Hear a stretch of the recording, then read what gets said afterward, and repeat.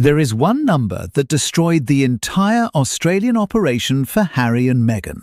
Not the ticket price, not the petition signatures, not the speaking fee. The number is 120. 120 minutes. That is how long Meghan Markle spent at a retreat where 300 women paid up to $3,200 each to be in the room with her. 2 hours.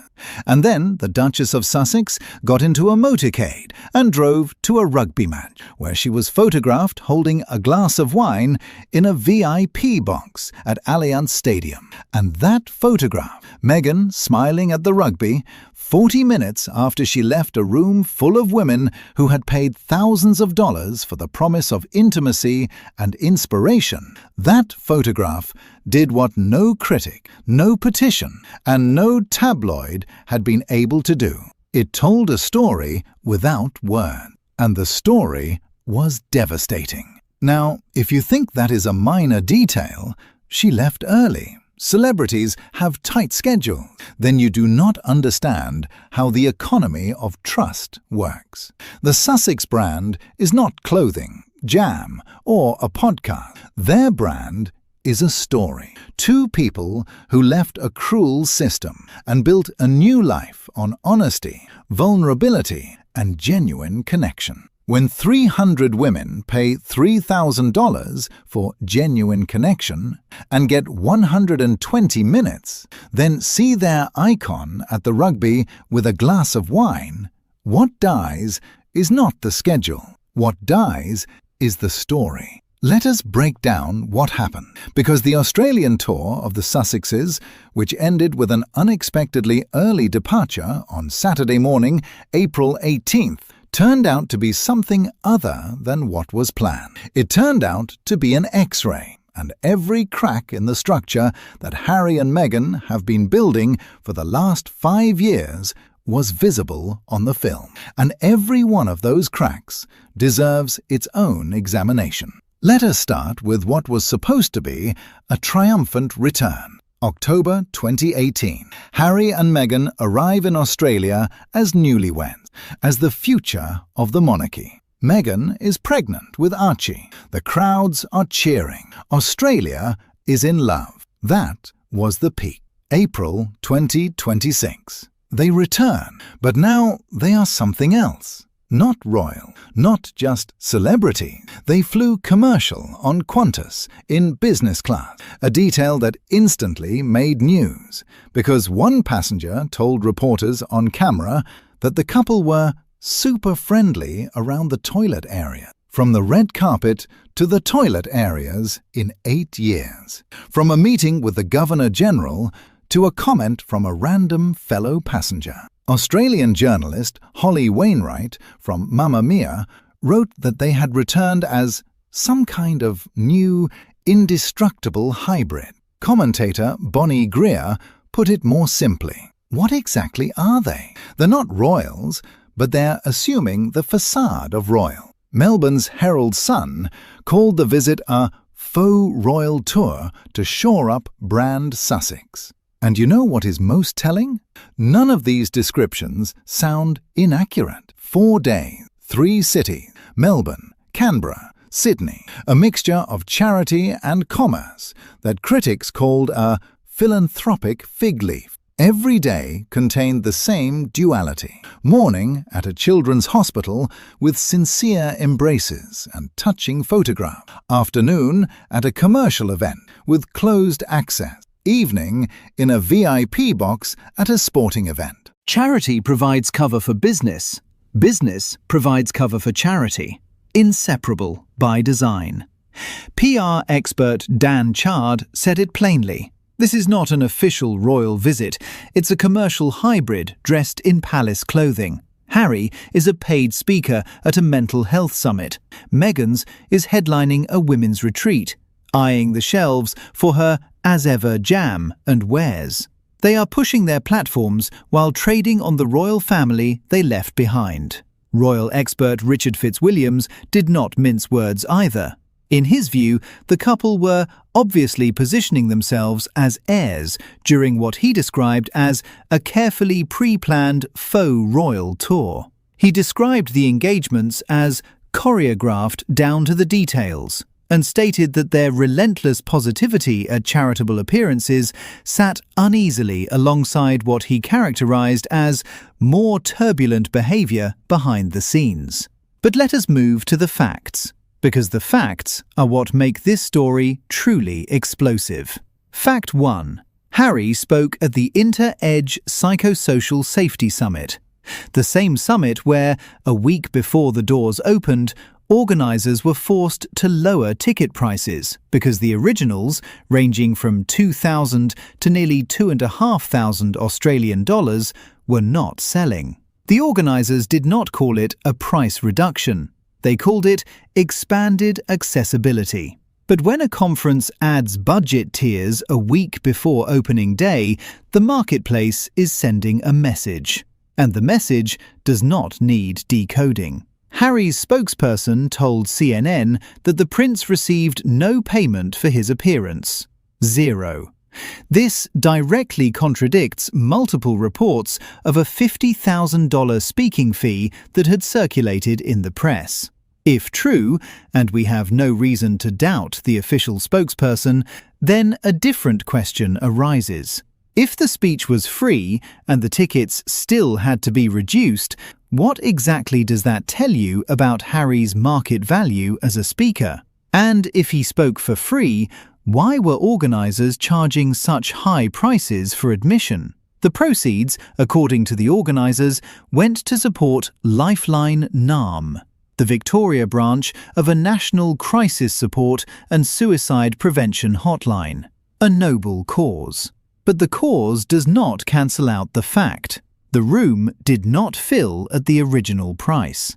On stage, he said what he has said many times before. I do not want this job. I do not want this role. Wherever this is headed, I do not like it. It killed my mum, and I was very much against it. Then he added that at some point he realised, if someone else were in this position, how would they make the most of the platform and the resources to make a difference in the world? That same day, Meghan spoke at Swinburne University at an event by Batyr, a youth mental health organisation, and declared, "Every day for 10 years I have been bullied and attacked, and I was the most trolled person in the entire world. Not one of the most, the most. A claim impossible to verify, and one that will inevitably spark debate. Because in a world where millions face real bullying without cameras and lawyers, claiming absolute primacy in suffering sounds, at the very least, debatable. But back to stories already told. His story is powerful, but it is a story that we have already heard. In the memoir, in the Netflix documentary, in the Oprah interview, on dozens of speaking stages. Each retelling diminishes the novelty, and in the events industry, novelty is the currency that fills seats. Fact 2. Meghan appeared at the Her Best Life retreat at the Intercontinental Hotel at Coogee Beach in Sydney. 300 women. Tickets from $2,700 to $3,200 Australian dollars. The VIP package included a group photo with the Duchess.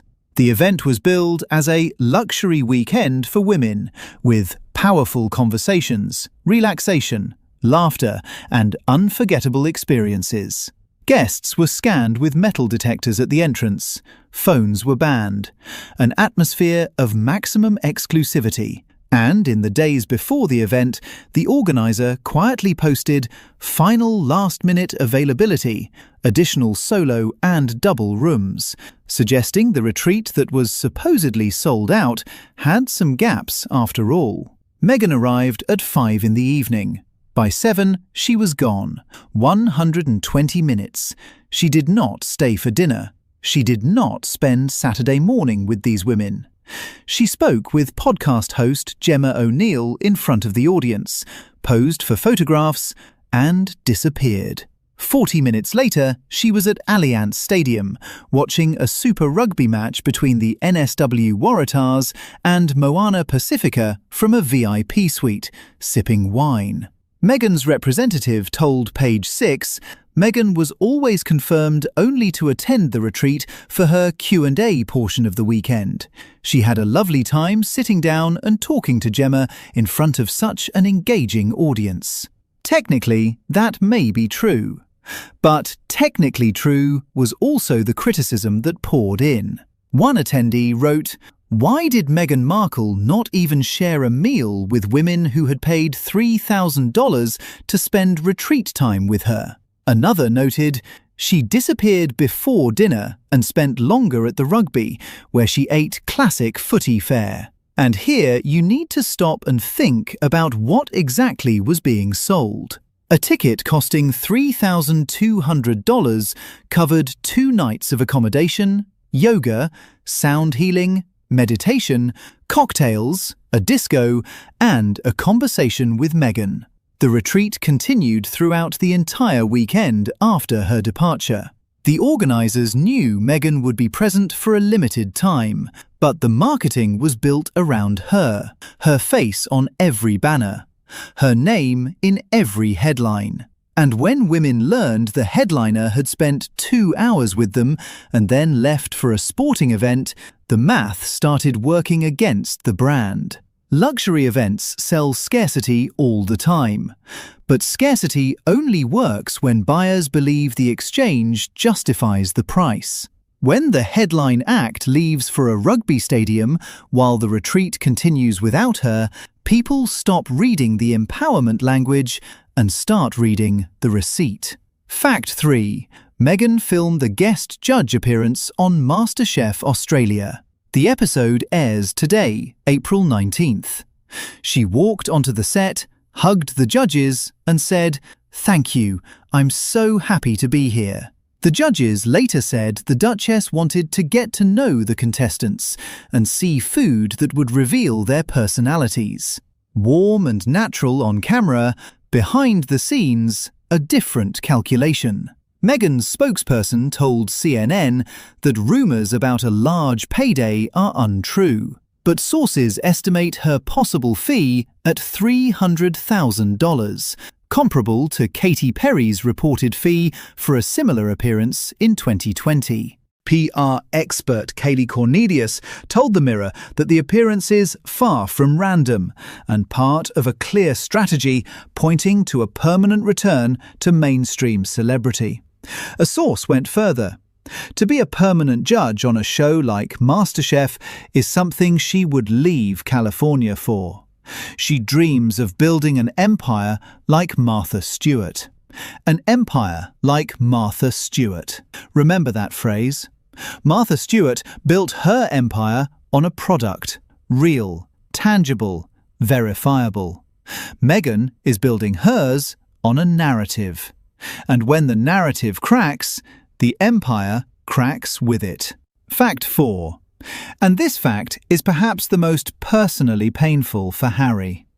A week before the Australian tour began, it was revealed that Sentibale, the charity Harry co-founded in 2006 in honour of Princess Diana to support young people with HIV in southern Africa, had filed a defamation lawsuit against him.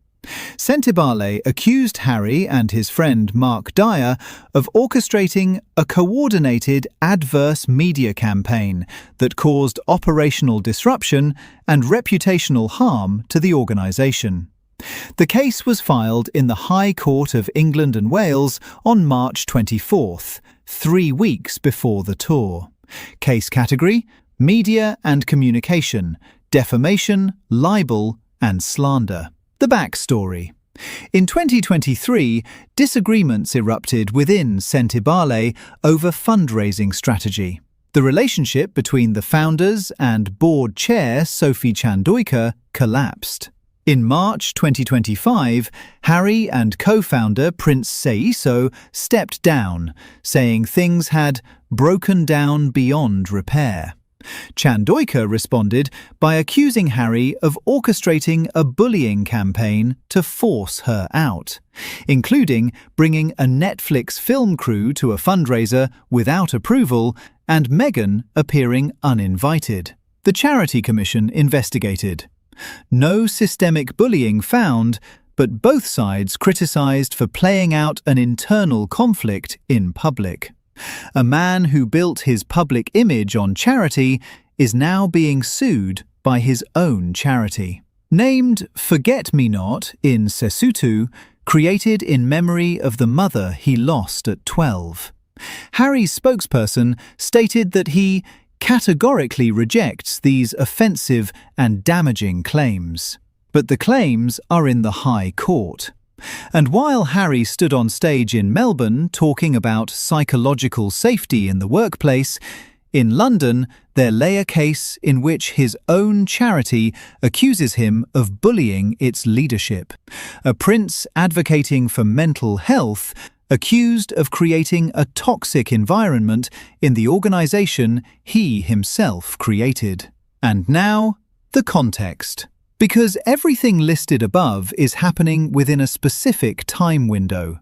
And this window makes each of these facts even more devastating. The day after tomorrow, April 21st, marks 100 years since the birth of Queen Elizabeth II.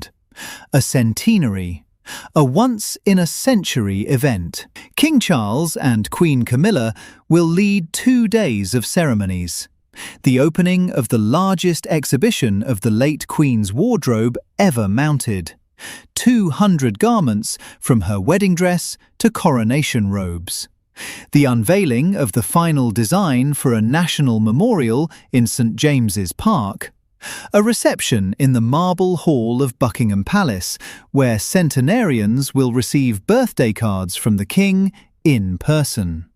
A personal tribute written by Charles in honour of his mother. And against all of this, 2 days after Meghan spent 2 hours with 300 women who paid $3,000 and then left for the rugby, 2 days after Harry told a room in Melbourne how he did not want his job, against all of this, Britain will be honouring the memory of a woman who served for 70 years, never publicly complained, never sold tickets to a meeting with herself, and never needed a petition to tell her what her country thought of her. The contrast is annihilating, and it is not accidental, it is structural.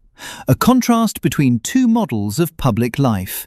Elizabeth's model, service, restraint, continuity. The Sussex model, monetisation of personal narrative, controlled media events, commercial partnerships wrapped in the language of philanthropy. But wait, there is another layer that makes this tour not just scandalous, but strategically significant.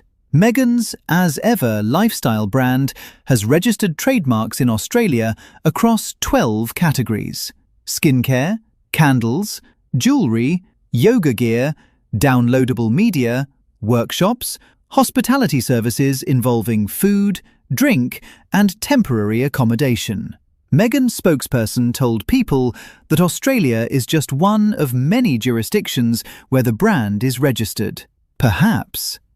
But the combination, premium retreat, tightly controlled access, a market already lined with trademarks, and a royal title doing the heavy commercial lifting, makes the architecture impossible to miss.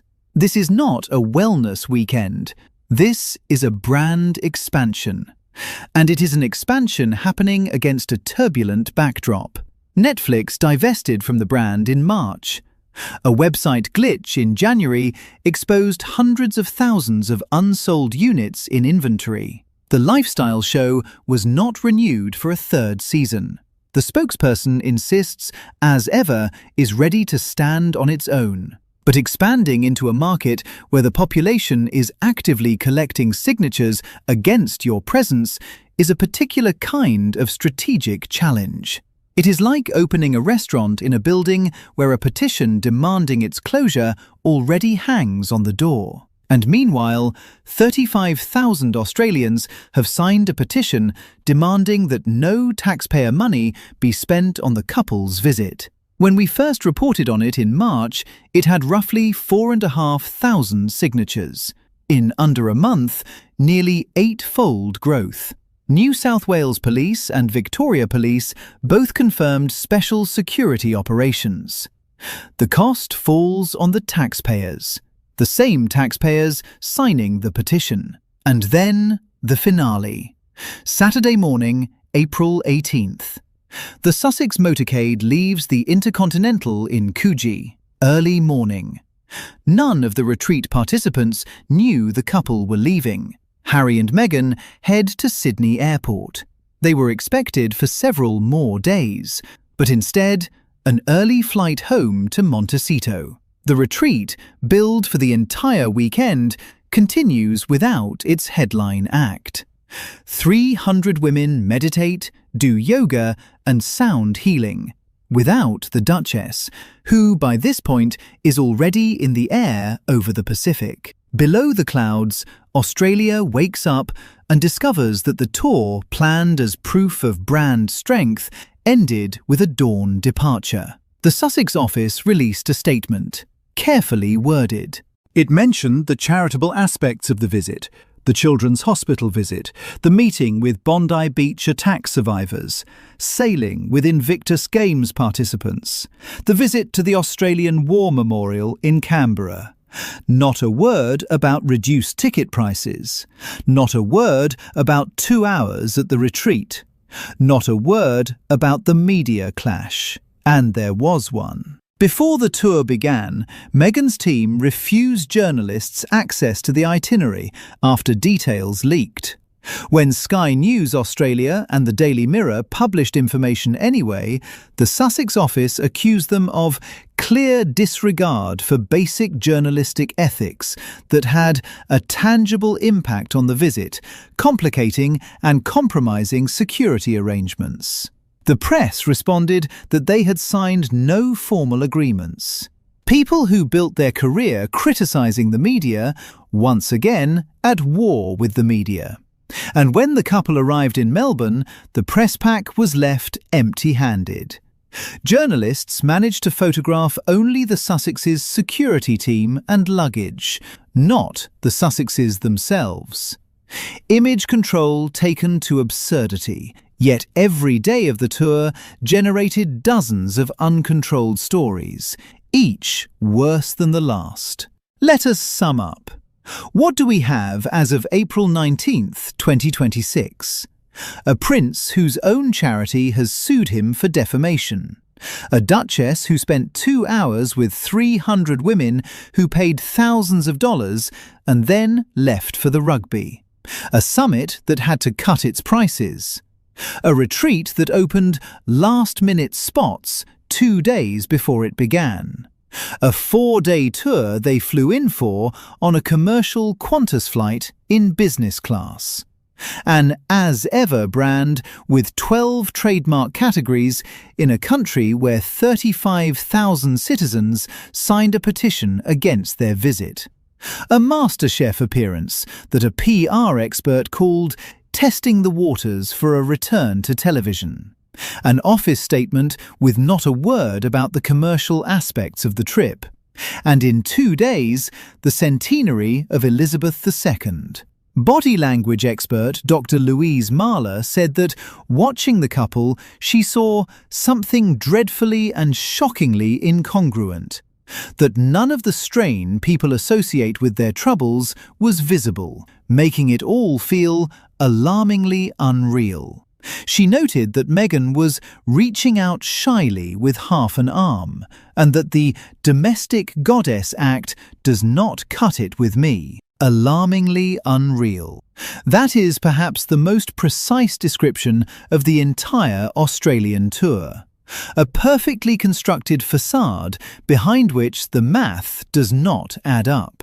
Prices that could not withstand the market. Time that did not match expectations. Charity inseparable from commerce. Titles used in a country where the king is head of state by people who left that king behind. A victim narrative sold at $3,000 per evening. Professor Giselle Bastin of Flinders University summed it up with academic precision. Back in 2018, they were newly married, newly pregnant, and we were very, very excited. They had a glamour attached to them. They felt like a new beginning, like the future of the Windsors.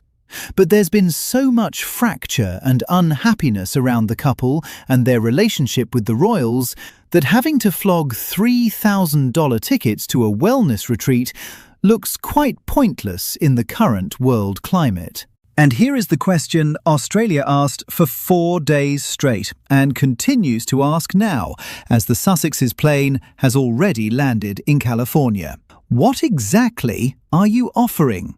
And is it worth what you are charging? In 48 hours, the world will honour the memory of a woman who knew the answer to that question every day of her life. 70 years without a single doubt, without a single ticket, without a single petition, without a single early departure, without a single glass of wine on camera 40 minutes after leaving the people who had waited years to see her. And in Montecito, it will be quiet.